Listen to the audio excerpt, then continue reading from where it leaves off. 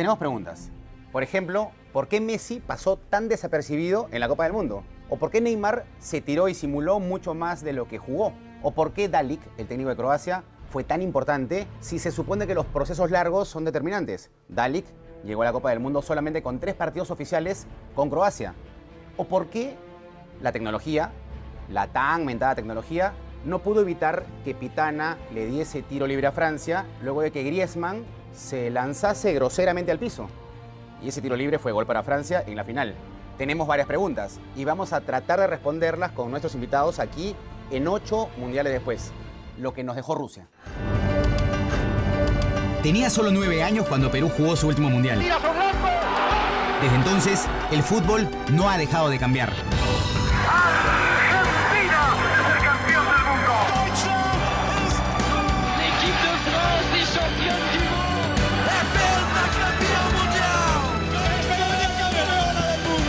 En mi rol de periodista, investigaré cómo ha evolucionado el fútbol y cómo lo encontraremos 8 mundiales después.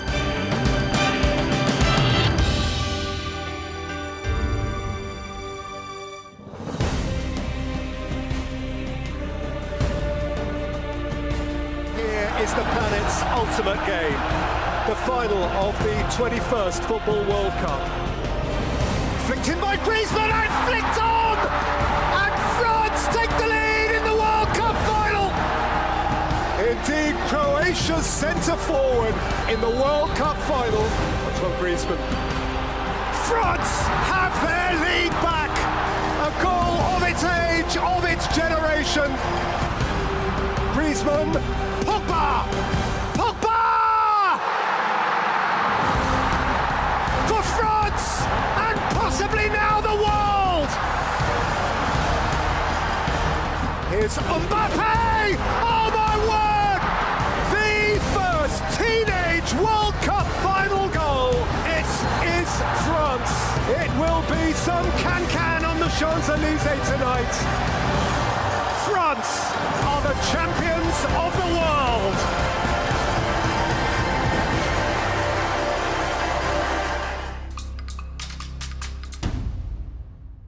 Me pregunto, ¿qué tienen en común un matemático, un administrador y un especialista en medios digitales?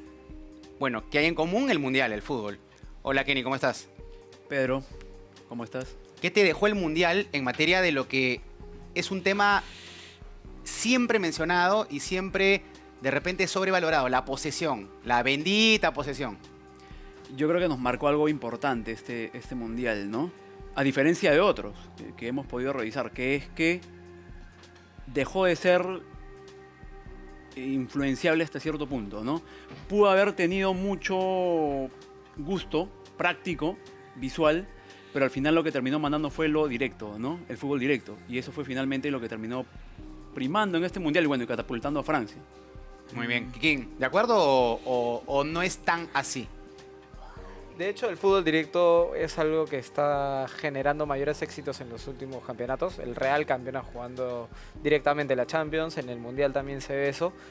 Pero creo que también lo que he visto en este Mundial es el bloque defensivo, ¿no? O sea, no es tan solo el hecho de, juego bien sin balón, sino es que también se han creado los bloques defensivos. Porque en este Mundial he visto el famoso 4-5-4-6-0, sin delantero a veces, o 4-5-1 con un delantero, que está bloqueando bastante el 4-2-3-1, que es el juego de posesión máximo de todos los países, ¿no?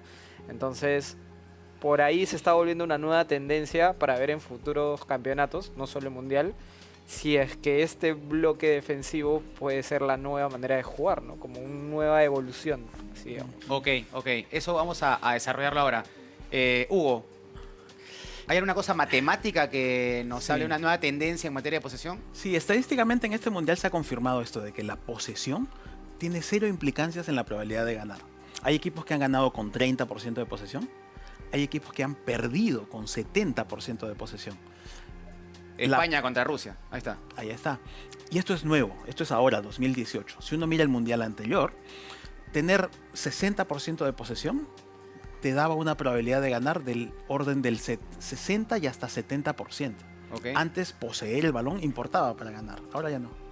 Ok, interesante. Kikín, ¿tú crees que se haya desvirtuado el tema de la posesión, porque claro, España con Rusia tuvo la pelota, se la movió de derecha a izquierda, del medio para la izquierda, del medio para la derecha, y nunca tuvo ese pase de gol, ¿no es cierto? Nunca tuvo ese pase filtrado que pusiese algún español en condición de romper a Rusia.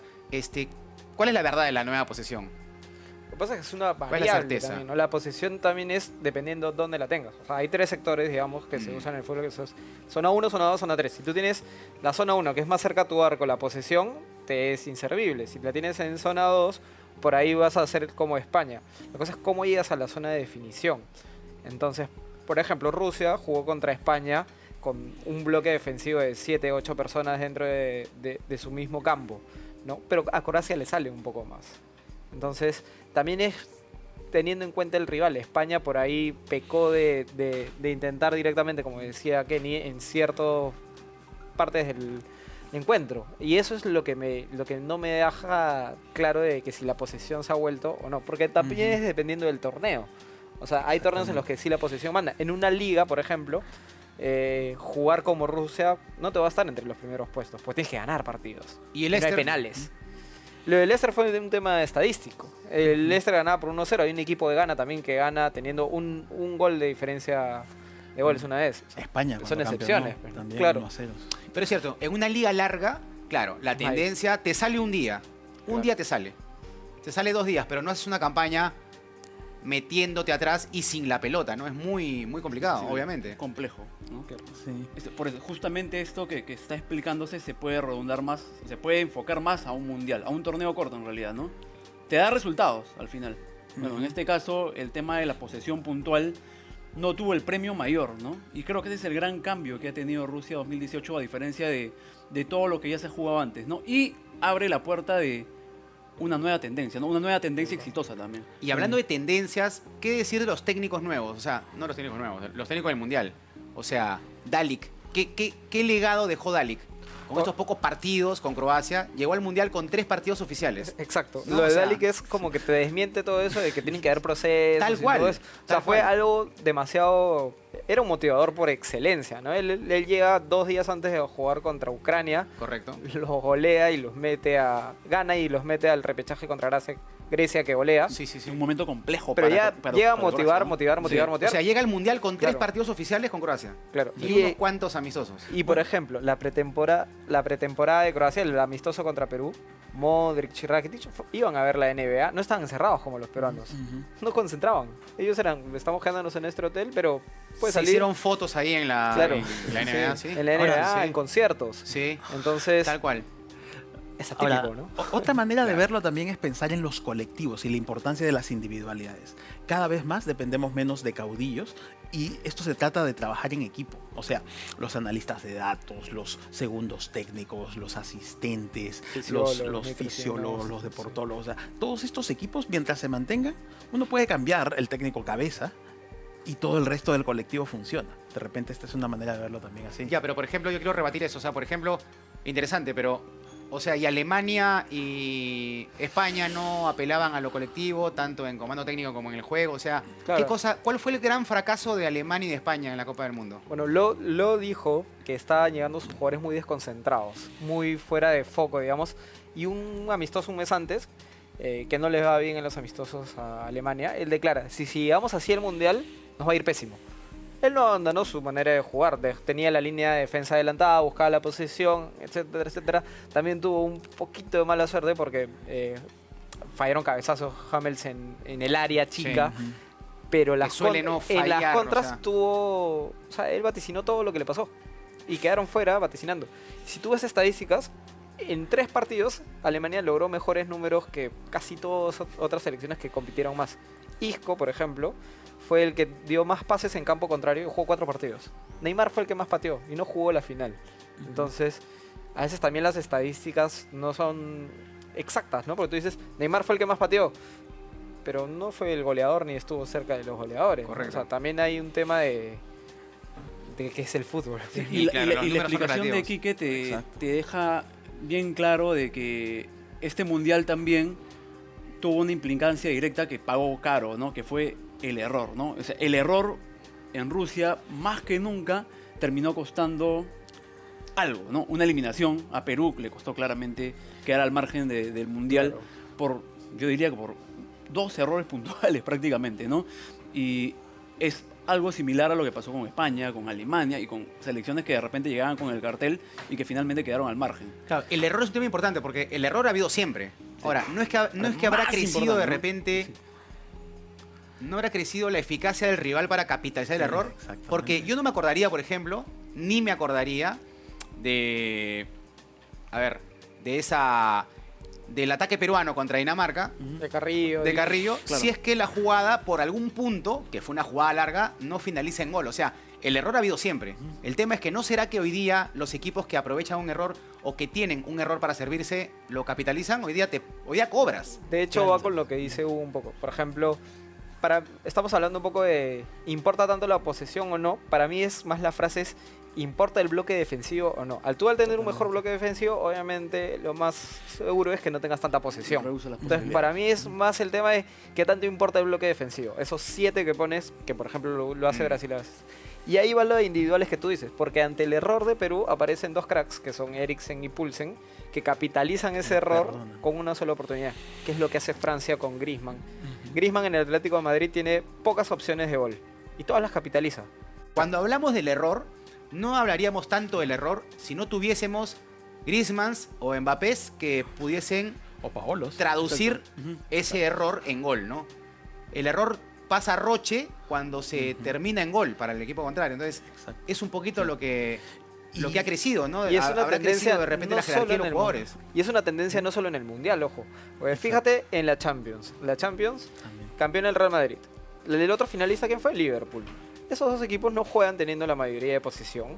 No le fue bien en sus ligas, porque digamos de que no quedaron segundo puesto, que el United en Inglaterra, no quedó Real Madrid, es una de las peores ligas en los últimos años. Y los 2 juegan similar a este éxito que estamos diciendo en el Mundial. Torneos cortos, pero en torneos largos no les va tan bien. Porque tienes que capitalizar ciertos partidos a partir de posesión, ¿no? Entonces, si tú juegas sin la posesión, en torneos cortos te va a ir bien porque tienes los penales. Porque son 2 partidos de ida y de vuelta en los que sabemos que pasa el que tiene menos goles, no el que más anota, por así decirlo. O sea, importa más la defensa. Y esto ha sido este Mundial. Entonces, por ahí sí se está creando una nueva tendencia, es que el próximo Mundial veamos que todos los equipos sea imposible que dejen el lateral que juegue extremo o que rompan líneas desde el volante de contención y deje desequilibrado el equipo. Claro. Claro, o sea, el riesgo táctico en el futuro Se está minimizando. se está minimizando, Sí, ¿no? se minimiza. Francia no arriesgó nada, digo. claro. No les pareció que Francia... Pavard nunca dejaba la defensa. Si la dejaba Hernández, Tolisso no cerró bien el primer partido y a partir de eso juega Matuidi, si te das cuenta. Cambia. Dembélé era un poco, no ensuciaba, jugó Giroud. Entonces Correcto. era como que si ya tengo a Mbappé, si ya tengo a Griezmann, que me van a capitalizar el gol, mejor me enfoco Mete en- un delantero, claro, aún como Giroud, que no hizo un solo gol. claro. O sea, Pero- Francia fue campeón mundial y Giroud no hizo un solo gol, pero claro, me hizo el trabajo sucio arriba, Exacto. ¿no? Fue una inclusión absolutamente táctica la de Giroud. O sea, Claro. y goles ha habido, ¿ah? Lo que pasa es Y eso va de la línea con la posesión también. O sea, Giroud fue letal sin tener el balón, jalando las marcas. Sin Entonces disparar. también habla bastante de qué tendemos a entender por posesión, qué es posesión y qué es movimiento táctico de los jugadores, distinguiendo también bastante esto de las zonas 1, 2 y 3.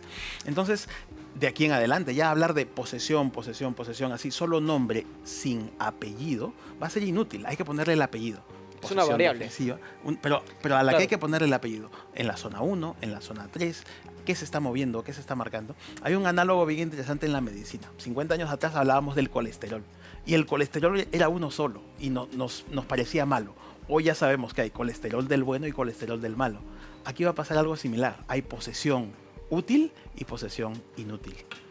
Mira, qué interesante, ¿ah? Que es más o menos lo que hizo España contra Rusia, que ya tenía una posesión exagerada en la media cancha, pero no generaba ningún ataque importante, ¿no? Tal cual, tal cual. Es más, ese partido, Kenny, lo podíamos jugar. Se jugaba un tercer tiempo. Podíamos y jugar. No le hacía a Sí, España mucho un gol a tiempo Rusia. y no había la puerta, ¿no? No había la puerta Claro. para poder finiquitar, ¿no? Tal Lo cual te orientaba de que era un partido, uno, que probablemente se definía en una tanda, bueno, como finalmente terminó ocurriendo, y que también no iba a tener el premio puntualmente en España, ¿no? Muy bien, luego de la pausa vamos a regresar para hablar de un tema también que genera mucha controversia. ¿Pesa mucho lo individual o pesa más lo colectivo? Y en el caso de Perú, por ejemplo, ¿quién fue la figura peruana individual? ¿Quién fue el mejor?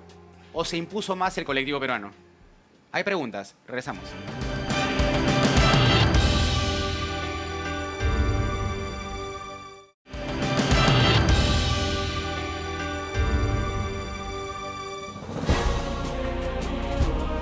Fez o Fellaini, vai lá para a área, Lukaku pediu, bola batida e gol! Fernandinho contra! Gol da Bélgica! Passou no meio de dois, que grande velocidade, virou na direita, bom passe, chegou, bateu, é gol! De Bruyne!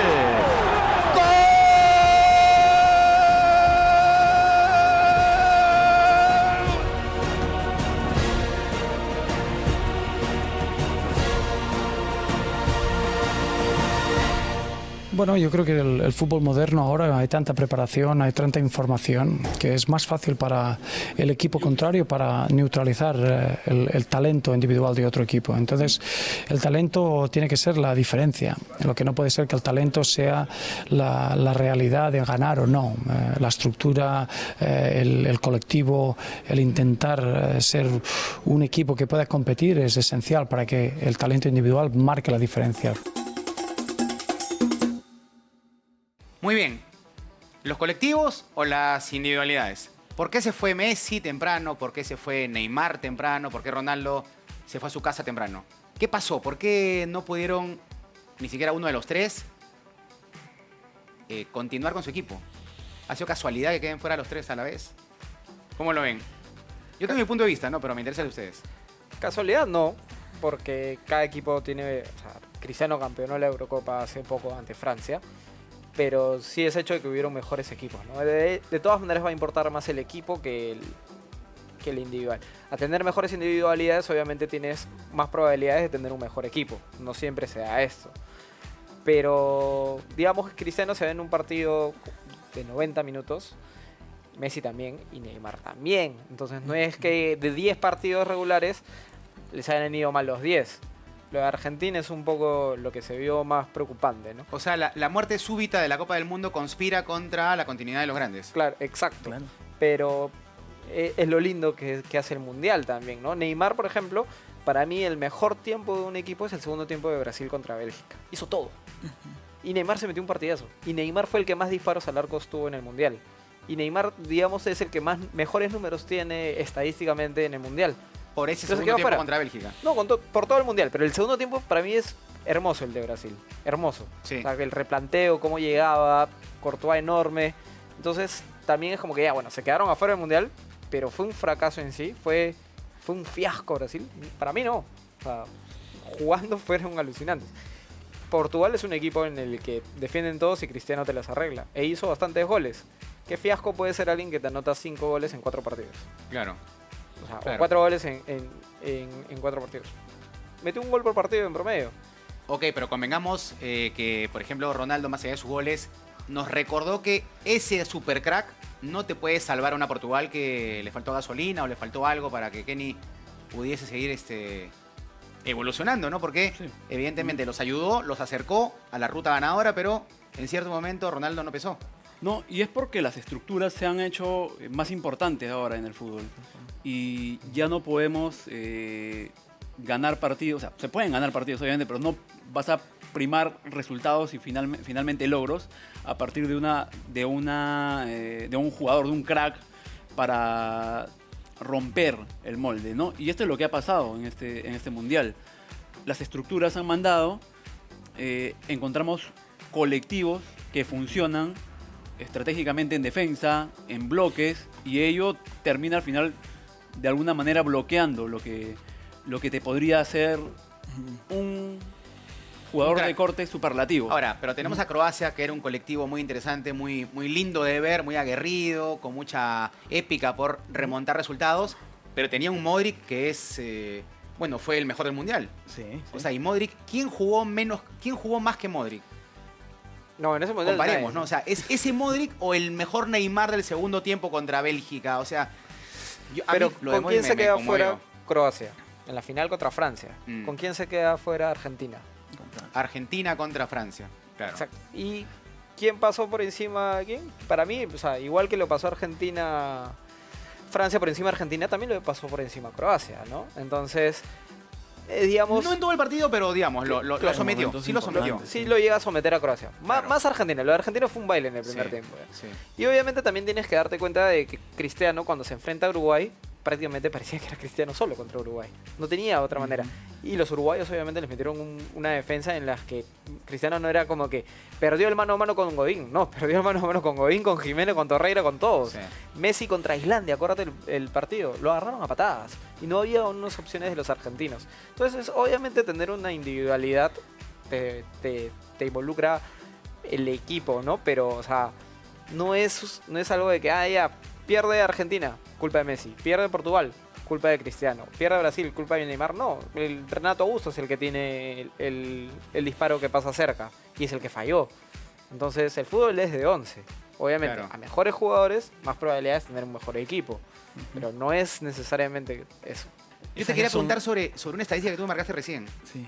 Así como hablamos de talento y de estrategia, hemos hablado de balón parado. El balón parado fue determinante. Tú manejabas datos vinculados a cuántas pelotas de balón parado terminaron en gol en el Mundial. Sí. Y determinaron cosas. 43% de los goles en este mundial vinieron de la pelota parada. Ahora, de ese 43, 13% vinieron de penales. Un efecto VAR, un efecto penales. Quítale eso. 30% de los goles, no penales, pelotas paradas. Saques, tiros libres. Hay mucha estrategia también. Y Kenny, Perú. ¿Con quién de Perú? ¿Qué resaltas de Perú? Hemos hablado de colectivos e individualidad. Ya sabemos todos que colectivamente Perú tiene una propuesta y una búsqueda. Ahora, individualmente, ¿a quién destacas especialmente? Sí, individualmente el destacado fue que André Carrillo, ¿no? Por el desequilibrio que hizo por banda, por ese zigzag que ya lo conocimos y que ha ido en alza en los últimos meses, y sobre todo porque se la juega al arco, ¿no? Una tara que él tenía en mucho tiempo, en gran parte de su trayectoria Se la profesional. juega al arco, ok. Se la juega al arco y bueno, y con dirección sobre todo, ¿no? Llegó a hacer el gol, tuvo algunas otras en las que pudo haber también convertido, y eso sin duda termina, yo creo que poniéndolo en un podio, individualmente. Y desde el punto de vista estadístico, ¿hubo algún crecimiento de Perú? ¿Algo medible o todavía no se puede medir eso? Sí. Uno ya puede mirar cómo jugó Perú versus cómo jugaron los 32 otros equipos en Rusia. Y lo que vemos es que estamos siempre en el promedio en número de pases, distancia recorrida, efectividad de los pases, pero en una estadística siempre resaltamos recuperaciones. Resaltamos ahí en las eliminatorias, resaltamos ahí en el Mundial. Hemos sido un equipo mucho más recuperador que el resto de países. Más recuperador. Mucho más recuperador. Y Aquino fue uno de los que más recuperó en los primeros 3 partidos del Mundial. Aquino está en el top 10 de jugadores que más recuperó la pelota. Y jugó, Aquino. Y sí, jugó la mitad. Ujú. Ok. No, porque él entra ante la lesión de Tapia y el último partido no lo juega. O sea, no inicia. Entonces... Qué dato, ¿ah? Aquino figura entre los top en materia de recuperación de pelota. Sí. Y cuando fue el Sudamericano Sub-20, Aquino también fue uno de los que más recuperó. Aquino es una... Y en México también es el de los que más recupera. Claro, en México sí, pero más sostenidamente jugando siempre. Ahora me estás Exacto. contando que es uno de los que más recuperó habiendo regalado o no, o sea, De habiendo la no etapa de jugado grupos. el partido inicial, claro. De la etapa de grupos. Y el Sudamericano Sub-20 también fue uno de los que más recuperó. Tiene unos números alucinantes Aquino. Impresionante, ¿eh? Impresionante. A ver, hagamos ideas finales. Ideas finales de lo que ha sido esta parte de la conversación vinculado a lo que es el peso de la individualidad y también el peso de lo que es el balón parado, por ejemplo, ¿no? ¿Qué cosa resaltarían? Si les dijeran, tuiteen algo sobre el Mundial vinculado al tema que estamos hablando, ¿qué pondrían en el tuit? ¿Cómo cerrarían? O sea, así con la brevedad de los 140 caracteres. Para mí el error paga caro, me la sigo jugando por ese lado más allá del tema de la virtud que tú me indicas, pero el error paga caro y la estrategia hoy capitaliza más que nunca. La estrategia hoy día se capitaliza más Sí. que nunca. Sí. Ok. Entonces déjame hacerle reply, o sea, Ok. tomo su tweet Ok. y le hago reply. Por eso es que importa tanto el estar enfocado. Cada vez más los jugadores tienen que ser buenos con las piernas como con la cabeza. Piernas y cabeza. Ok, listo. Te retuiteó, ¿ah? Ahora falta que Kikín... Like. Yo fabeo. Yo pongo puro fab. Sí, el Mundial en un tuit es... la evolución del fútbol en estos torneos cortos, ¿no? Para mí se va a marcar una tendencia, no tanto en ligas, en torneos cortos, que es el nuevo bloque defensivo, ¿no? El bloque defensivo, la valoración del bloque defensivo. Por encima incluso de la posesión y demás. Por encima hasta Pero de es que las van- individualidades. van de la Tú mano. tuitearías, olvídense de los cracks, olvídense de la posesión. Para mí el fútbol Lo que ahora se manda es juega... el fútbol defensivo. Para el mí bloque defensivo. Para mí el fútbol ahora se juega 8-3. Ok. El arquero, 7 que están 7. defendiendo y 3 que están atacando. En esos torneos Francia jugó así, y eso, que Giroud también defendía, porque era el que defendía a partir de la zona. Brasil en eliminatorias, que para mí es la mejor selección que he visto en los últimos tiempos, jugaba así. Cuando vinieron a Perú eran 8 defensores y adelante te dejaba Gabriel Jesús, Neymar y, bueno, en ese partido fue William, o Coutinho diré. Ok. Pero juegan así. Así como el Mundial une a un matemático, a un administrador y a un especialista de las redes digitales, luego de la pausa vamos a hablar, aunque no lo crean, con un sociólogo, con un educador y con un geógrafo. Todos ellos unidos por el Mundial. Pausa y regresamos.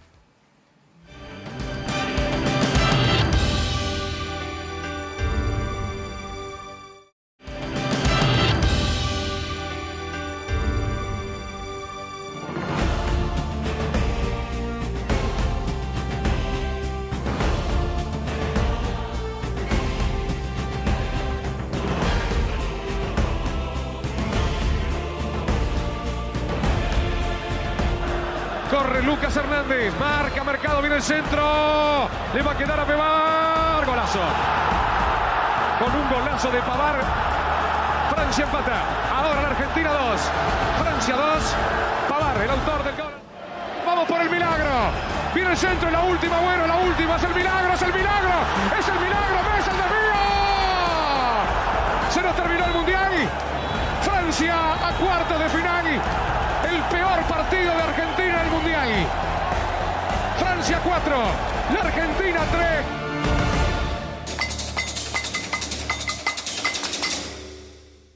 Vamos a hablar de Sudamérica contra Europa. ¿Por qué otra vez los europeos nos han sacado la Copa del Mundo?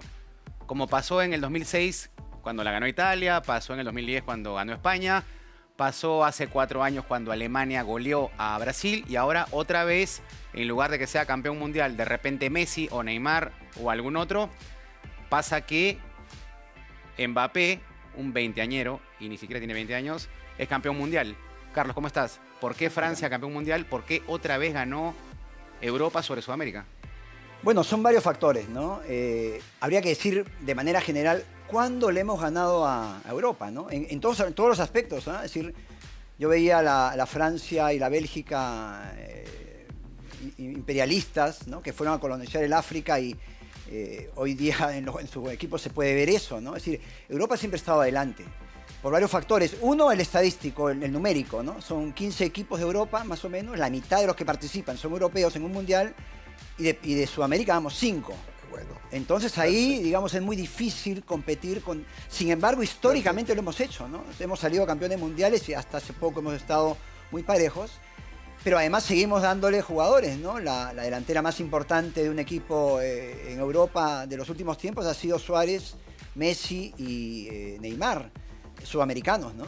Seguimos dándole jugadores porque lo de siempre, nos vienen, se llevan, ¿no? Los españoles el oro, hoy día los europeos a los jugadores, y eso no ha cambiado mucho y no va a cambiar tampoco.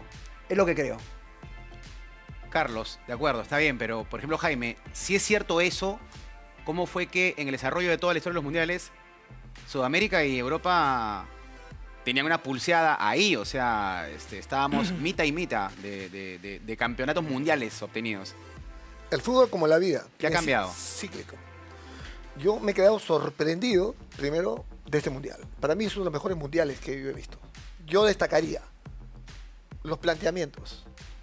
En Europa ya tienen información, porque vienen acá a Sudamérica, de que quiénes son los valores de los 12, 13 años. ¿Sí?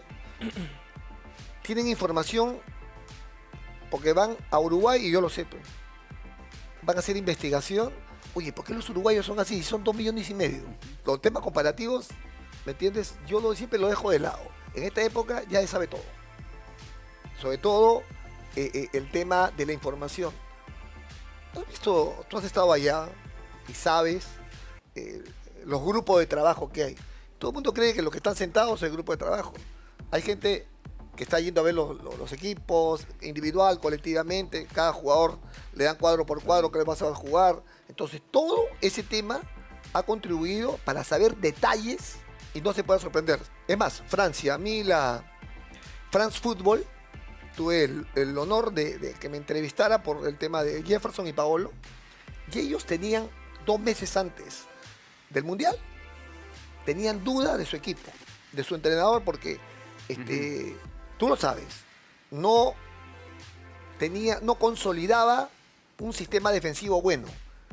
Un Tití, el otro, el lateral derecho tampoco, y todo ese tema. Entonces, con esta información, ya los equipos preparan un Mundial y nosotros en Sudamérica pienso que todavía necesitamos adaptarnos a ese tema. ¿Y tú, Eduardo, qué dices? Tiene razón Jaime cuando dice que la información de los europeos se impone y con eso nos saca ventaja y nos ganan. Sí, yo estoy de acuerdo. Justo el 2002, que fue el último mundial que ganó un sudamericano, que fue Brasil, la cuenta entre europeos y sudamericanos está a favor de nosotros, está 9-8. Y justamente a partir de ahí 4 mundiales los ganaron los europeos. Y esa pregunta le hicieron al maestro Tavares, que creo que es el técnico más reconocido en Sudamérica en este mundial, y dijo que era muy difícil definirlo en lo deportivo, que era principalmente económico, planificación. Y yo estoy de acuerdo con Jaime de que los europeos han rescatado lo mejor de Sudamérica para hacerse más fuertes. Y a partir de eso nos han sacado ventaja. Han llevado a los mejores jugadores, hasta los mejores técnicos, y han complementado su táctica, su fuerza física, con justamente eso, ¿no? El talento de los sudamericanos. Y ahora vemos equipos como Francia, Bélgica, que tienen jugadores del mismo nivel técnico que los brasileños y argentinos, ¿no? Entonces yo creo que es un poco de todo, que han rescatado lo mejor de Sudamérica para hacerse más fuertes, ¿no? Claro, porque lo que a mí me lleva a la reflexión y me lleva a decir qué cosa cambió, porque claro, el panorama que ustedes pintan es un panorama cierto, pero creo que siempre, históricamente, los europeos tenían mucha información, más que acá, medían el fútbol, más que acá, lo que tú marcas es verdad. Pero yo digo, ¿por qué a pesar de eso la historia de los mundiales tenía a los sudamericanos ganando una Copa del Mundo, el siguiente mundial lo ganaba Europa, ¿no? En el 50 ganó Uruguay, el 54 Alemania, el 58 Brasil, siempre la alternancia. El 62 Brasil, 66 Inglaterra, 70 Brasil. O sea, había una alternancia europeo-sudamericana permanente. Pero era otro que fútbol, ahora, Pedro, ¿tú crees que eso pese tanto para fútbol, decir? ¿no? Hoy día todo se mide. Ha cambiado claro, mucho. Por ejemplo, yo te digo, ¿por qué gana, sale eliminado? ¿Por qué el loco Abreu hace ese último gol de Uruguay que todos recordamos cuando la pica? Porque el arquero de Ghana no se metió antes a buscar información sobre el loco Abreu. Porque si no sabía que la picaba. Claro. Lo que dice Jaime, es información, ¿no? Y hoy día la tenemos. Y otro aspecto que me tocó vivirlo en Rosario. Y un día vi un clásico rosarino, ¿no? Newell Central, de jugadores sub-10. Con publicidad, sub-10. Con publicidad en la camiseta, los chicos. Ya. Era a muerte. Las tribunas, los padres mataban insultando a los hijos cuando no la paraban bien, insultando al rival, y en la cancha se mataban. Eso nosotros, digo de Perú, no lo vamos a tener nunca, porque nuestra sociedad es otra. Nuestros chicos son otros. Porque hacen eso y te denuncian porque estás malcriando al chico y qué sé yo. No digo que esté bien lo de ellos y esté mal lo de nosotros. Es más, creo que está mejor lo de nosotros. Porque después de ver ese espectáculo, yo decía, yo no sé si metería a mi hijo a jugar acá, ¿no? Ya, pero linkea eso con el fútbol europeo. O sea, ¿en Europa pasa igual, parecido o qué es lo que ocurre? Yo voy a decir algo y a riesgo de que el profesor Duarte me corrija. Yo creo que hay 2 aspectos en la formación del futbolista que son básicos. La creatividad y la disciplina. Y en ambas cosas estamos perdiendo en Sudamérica, especialmente los peruanos. Mira la educación como es en el mundo, en los lugares que ocupamos nosotros, ¿no? No nos permiten ser creativos en el aula y no nos permiten, y la disciplina, pues qué vamos a decir, vivimos en el Perú, nadie respeta a nadie. En Europa se respetan las decisiones. La decisión del árbitro se respeta. Estoy pensando en un gol que le están anulando a Belanov, la Unión Soviética, un gol legítimo, pero que los soviéticos en ese entonces bajaban la cabeza y aceptaban la decisión del árbitro. Los sudamericanos y los latinos en general, incluyo ahí a los italianos, se pelean con el árbitro, principalmente los argentinos y los uruguayos, ¿no? Porque también ahí hay una máxima del periodismo que es falsa. El árbitro nunca cambia su decisión, dice, ¿no? Había que ver a Tejada y a Leimlicher, acá, que sí cambiaron, porque cuando va el futbolista y le habla, el árbitro sí puede cambiar en Sudamérica. Por eso es que nosotros nos enfrentamos a la autoridad. Porque además sabemos que la autoridad no existe. Tal cual, y hoy día más porque hay el VAR, pero eso viene en el bloque Claro, que viene. claro. Por lo pronto quiero preguntar, o sea, si en Sudamérica hemos tenido determinado fútbol y los europeos han incorporado a los sudamericanos a su Claro, fútbol, se lo llevan, les pagan, lo contratan y demás, ¿por qué en Sudamérica no hemos incorporado lo mejor de los europeos? Porque pregunto, acá hemos copiado tácticas, estilos de juego europeos, nos hemos europeizado. Y una cosa que le pregunto a Jaime, que chambea con menores siempre, hoy día acá no se les ha castrado a los niños esa impronta de tener la pelota e inventar. Aquí cuando yo escucho mucho, tú corrígeme y si me equivoqué, dime, estás equivocado. No. Pero yo veo en los niños, cuando juegan, los técnicos de menores gritan, toque, toque, toque, toque. O sea, el niño la quiere llevar, quiere ser libre. Completamente y, de acuerdo con lo que estás hablando. Por favor, cuéntame eso. Yo estoy en contra de eso porque todo el mundo cree que el fútbol es leer o entrar a la computadora, sobre todo los formadores. ¿Ah? He ahí el tema principal. Cualquiera no puede ser un entrenador de Ya. fútbol. Y no es el tema que tú tengas un diploma que te diga tú eres entrenador de fútbol. Tiene que tener muchos otros conceptos. Para ser un formador, primero tienes que tener mucha experiencia. ¿no? Tuviste el Mundial, De hecho. Eduardo. Entonces el asunto es, ¿estamos tan lejos de Europa en este momento? Si tenemos un Neymar, un Messi, un Cavani lesionado al final, no importa. Pero con ese talento que hay en Sudamérica, que los europeos pagan por ese talento, ¿por qué quedamos tan lejos? O sea, no ha habido un sudamericano en la semifinal. No ha habido uno. Casualidad no es. ¿No? Para ti, ¿qué cosa crees que pasó? Yo creo que la diferencia no es tanto en los jugadores, en la individualidad, sino en lo colectivo. Ahora, creo que el colectivo de los equipos europeos ha sido muy superior y creo que no es casualidad, sino es un trabajo planificado. Que ha llegado Francia y Bélgica, que son dos generaciones que se han trabajado con tiempo, no es casualidad, ¿no? Y yo creo que justamente el problema de los equipos sudamericanos ha sido ese, que tiene buenos jugadores, pero no se ha logrado acoplar en un colectivo que pueda competir a ese nivel, ¿no? Y yo también, algo que estoy de acuerdo con Carlos, es el tema un poco de la educación, de la formación de los jugadores, ¿no? Porque el talento y el físico se puede trabajar tanto en Europa como en Sudamérica de la misma forma, ¿no?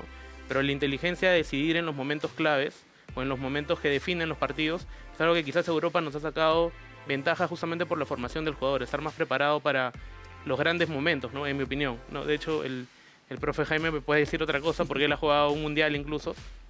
Dos mundiales, disculpa. Pequeño detalle. Sí, pero lo que yo creo que los jugadores de Europa están mucho más preparados para estos momentos. Ahora vemos el 9 de Brasil, que es Gabriel Jesús, que hace 4 años está en una favela, no era un jugador de fútbol, ¿no? Y ahora en 4 años es el 9 de la selección brasileña en Rusia. Con el talento ya no alcanza. Con el talento no alcanza. Tiene que haber muchos soportes. Claro, ¿sí? Sí.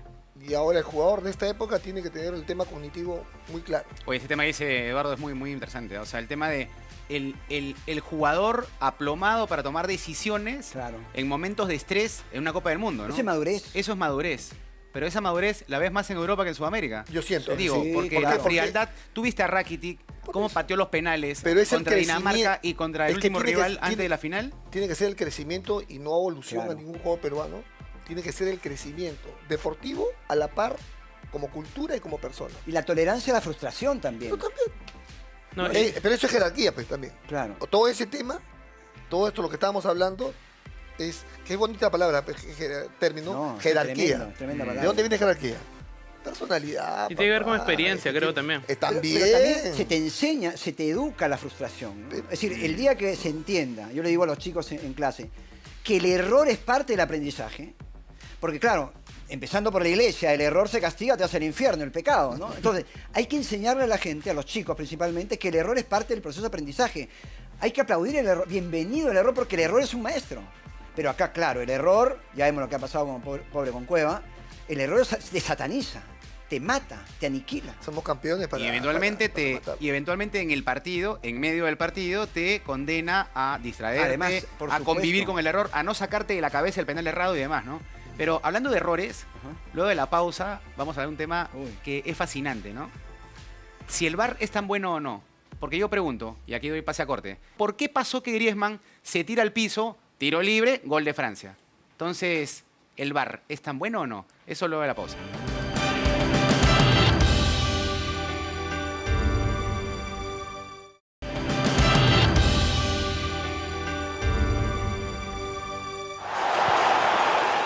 in by Griezmann, and the French are screaming handball. And the referee is choosing to look himself. What a call to have to make. He's given a penalty for France in the World Cup final. Antoine Griezmann. France have their lead back. A goal of its age, of its generation.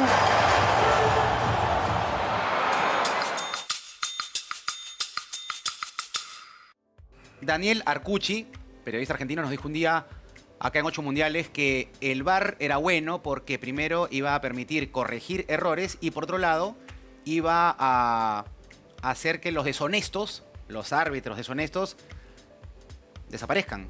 Entonces, esa es una idea a largo plazo de repente, pero en el Mundial, Carlos, Jaime, Edu, hemos visto esto, ha sido aplicable el VAR, ha sido bueno, ha sido tan bueno como muchos dicen. ¿Quién está a favor del VAR? Yo estoy a favor. ¿A favor? Sí, a favor del VAR. Yo no, yo a estoy favor. en contra. Yo también. ¿En contra por qué? Tiene sus pros y sus contras. No, yo estoy totalmente en contra, ¿no? A ver, Totalmente. vamos a... Ya, a ver. Voy a tratar de explicar... A ver, no quiero que me den la razón, sino que entiendan Tu punto. mi forma de pensar. Ok. Claro, ¿Qué es lo que no te gusta del VAR? hay dos elementos para mí que definen al fútbol. La imprevisibilidad, estaremos de acuerdo en eso, la sorpresa, Ya. y lo otro es la fluidez. Ambas cosas quedan del lado con el VAR. Es decir, pienso en la definición de Panzeri, ¿no? De fútbol, dinámica de lo impensado, ¿no? Y ¿por qué eso? ¿Por qué sorpresa el fútbol? Yo con el cuerpo te digo que voy a hacer algo, pero hago otra cosa, te engaño. La mentira ha sido parte O fundamental. sea, tu punto es que el VAR le quita dinamismo al fútbol. Y le quita esencia. Y Jaime dice que no. A ver. Ya cambió, ya yo cambió. Siento, ¿Ah? Algo ha cambiado. Yo siento que la FIFA también tiene que adecuarse a lo que es actualmente el mundo, ¿cierto? Con toda la información que hay, con la tecnología que hay. Los corners, los tiros de esquina, era un cachascán, era una lucha, un poco para bajar todo ese tema, dándole mensaje a los protagonistas. Están expuestos. Ahora, lo gracioso, Edu, es que con VAR o sin VAR, o sea, la presencia del VAR no le ha quitado polémica. Ha habido polémica con VAR. Sí. ¿No es cierto? Sí, Entonces, ¿en qué quedamos? No, lo que pasa es que la polémica no se va a ir porque sigue decidiendo un humano que es el árbitro, porque al final quien decide en el VAR termina siendo el juez principal, ¿no? Pero lo que yo me refería y lo que yo un poco debato con Carlos y Jaime es que el tema del VAR al final yo creo que sí es positivo porque el deporte, en fin, es una actividad formativa, entonces buscar que sea lo más justo posible no me parece mal, pero el deporte el fútbol no va a perder esa esencia o eso que nos volvía aficionados o adictos al fútbol, ¿no? Que es la polémica. Entonces yo creo que faltan cosas por afinar, como el tema de la fluidez, el tema de Griezmann, que fue algo que fue lo más polémico que hasta jugadores como Suárez y Casillas en Son Twitter. circunstancias de juego, perdóname. No, pero circunstancias de juego. No, pero lo que pasa es que Suárez critica esa jugada, pero no estaba contemplado entre los 4 puntos que te decía el VAR, que era roja o no roja, penal o no penal, identificar un jugador o otro punto que no recuerdo muy bien. O la pelota si O entró la pelota si entró o no. Si entró o no entró. Pero también debería tomarse en cuenta en jugadas que claramente hay un error del árbitro. Entonces, yo creo que es positivo porque quita el margen de error y justamente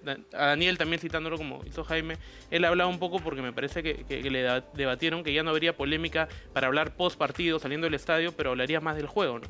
Que creo que es lo más importante en el fútbol, ¿no? Entonces yo creo que el VAR termina siendo positivo, pero el Mundial demostró que hay puntos que se tienen que afinar. Por supuesto, por eso te dije que hay especialistas en esa área. A mí me gustaría que haya La un técnico. FIFA, Sí. perdón, la FIFA tiene gente especializada, papá. Árbitros especializados. En ese tema. Viste que los primeros partidos era un tema VAR, pero después ya los otros partidos ya lo han estado. Hay sugerencias, ya no seamos tan estrictos con este tema.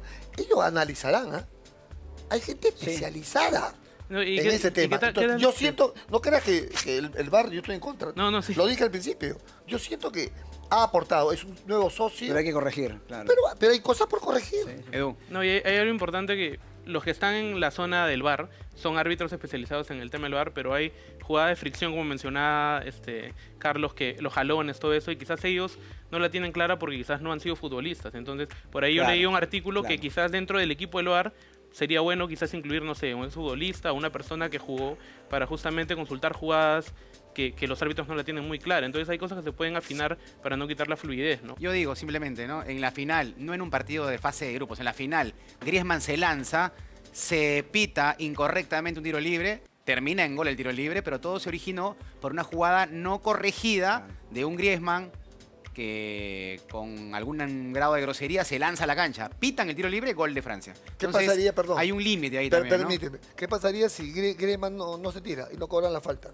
También Si es no se mérito tira. Claro. También es No, mérito está del bien, jugador. pero el árbitro pudo, Exactamente. o sea, se pudo haber sabido, si queremos ir al Es extremo. circunstancia. Carlos habla de ir al extremo. Yendo al extremo, tendrían que haber dicho Pitana, oye, Pitana, no fue faula, se cayó solo. Pero en ese momento tiene que Se decir, cayó. y ese error también del árbitro. Pero ahí el Por VAR eso tendría digo. la potestad de participar en todas las jugadas del partido, en Y cada tampoco falta. se trata de eso, porque, Claro, claro, tampoco se Que trata le de transformo- No, pero porque... sí. hay una cosa que, ya para terminar de mi parte, que quisiera que también opine el resto, es ¿cuánto cambió la FIFA? Yo me acuerdo, porque la FIFA está cambiando todo esto, llamado Claro. fútbol, para convertirlo más en un negocio que en un juego. Yo me acuerdo la final intercontinental entre el campeón de la Libertadores y el campeón de Europa. Desapareció. Hoy día han hecho un mundial de clubes que es un mamarracho, a nadie le interesa. A mí me parece horrible. Por eso te digo, ¿no? Yo me acuerdo que antes eran 2 equipos peruanos con 2 equipos de chilenos. Campeón, subcampeón, pero- era maravillosa la Copa Sí, era Libertadores. otro tipo de copa. Ahora, Claro, ha cambiado, ¿por qué? Porque la FIFA considera que quiere ganar más fútbol. 50% de los anunciantes del último mundial, no digo algo el de Rusia, sino el anterior, del de Brasil, se redujeron 50% por el tema del escándalo de la FIFA. Entonces, evidentemente, quieren dinero, quieren hacer justo algo y además quieren espiar toda nuestra vida como sucede en la cultura moderna. La vida íntima ya no existe. Muy bien. Quiero agradecerles a los tres. Carlos, ¿alguna conclusión final? En relación al VAR, simplemente decir que mentir es horrible, pero que sería peor que la vida no existieran mentiras. Qué firmado, ¿ah, Jaime? Te la puso arriba la valla. Bueno, podemos manejar también el tema de la interrogante. Las brechas están tan grandes entre Sudamérica o Europa y Sudamérica. Mientras no formemos jugadores, o reitero, el tema de el material, se los lleven allá y lo hagan como manufactura, va a haber las brechas, siempre van a estar abiertas. Aparte de el gran dinero que hay allá, a llevarse los talentos. Muy bien. Entonces, preocupémonos por nosotros hacer un buen trabajo formativo, integral. Jaime, gracias. Eduardo. Sí, para terminar, yo creo que este mundial nos dejó muchas nuevas cosas que dan para debate y polémica, pero creo que lo más importante en nuestro caso, como Perú, como selección peruana, es un poco rescatar cada cosa, aprender para seguir compitiendo a este nivel y no dejar que pasen de nuevo 8 mundiales para poder hablar de este tema, sino seguir compitiendo y captar cada cosa importante para crecer Muy como bien. federación y país en el fútbol y en el deporte. Muy bien. Edu, gracias. Buena frase final Muy de bloque. buena, muy buena. Regresamos luego de la pausa con las conclusiones de este retorno de Perú a los mundiales.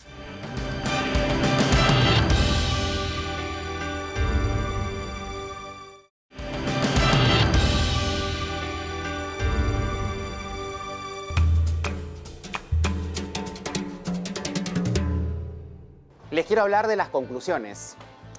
Primero, que, por ejemplo, ¿no? Lo colectivo ha hecho que jugadores como Messi, Ronaldo, Neymar vuelvan a casa muy pronto. Y esto a partir, por ejemplo, el caso de Neymar, por ejemplo, ¿no es cierto? Juega contra Bélgica y Bélgica le dice a Brasil, yo te voy a contragolpear y voy a modificar mi equipo. Y por eso Lukaku, un 9, jugó de 7. Y por eso De Bruyne, un volante, jugó de falso 9. Y por eso Hazard jugó de extremo zurdo. Cambios. Lo colectivo pesó sobre lo individual. Y también esto nos remite a lo que es el peso del técnico. Martínez modificó todo, incluso la alineación inicial, para poder jugar contra Brasil y ganarle. La eliminación de Messi ya fue diferente, ¿no? Por ejemplo, pierde contra Francia, un equipo que nos recordó que la posesión de repente cayó en desuso. Francia le gana a Argentina y sale campeón del mundo con 40% de posesión. La posesión dejó de ser por sí tan importante.